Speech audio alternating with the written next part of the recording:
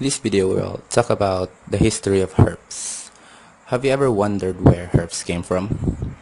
Different types of herpes have been with humanity ever since the early days. Herpes is actually one of the oldest sexually transmitted diseases, and there were already some attempts on its treatment over many years.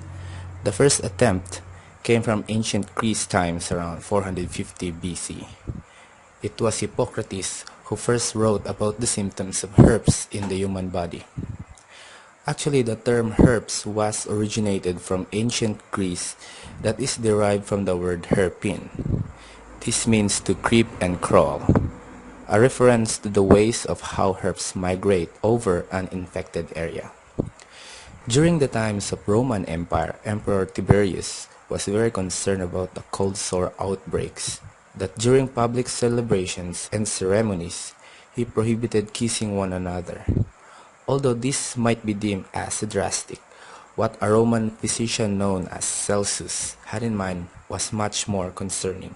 His method to treat herpes was to cauterize an open sore using a red-hot poker. This is no proof documented whether this method of treating herpes was successful.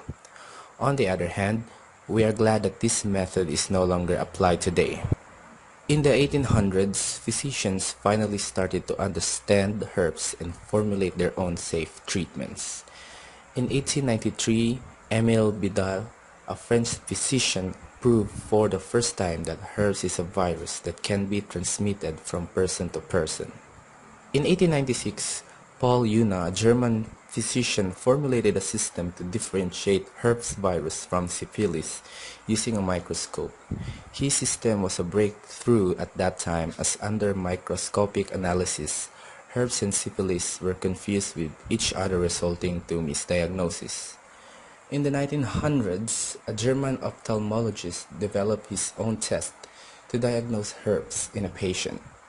Herpes virus was first transmitted from an infected individual to the eyes of a rabbit. It was then transmitted back to a human, which confirmed its diagnosis. This method was called the Greater test, that was used up to the 1940s to diagnose herpes.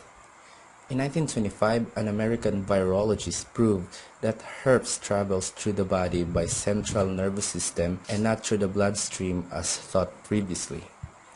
The biggest breakthrough in herpes treatment started in 1978 when acyclovir, an antiviral medication, was formulated and tested on herpes sufferers. In 1981, it became available in drugstores. On the other hand, there is no cure for herpes yet, aside from changing to a healthy diet, lifestyle, and taking health supplements. These methods are proven to prevent future outbreaks.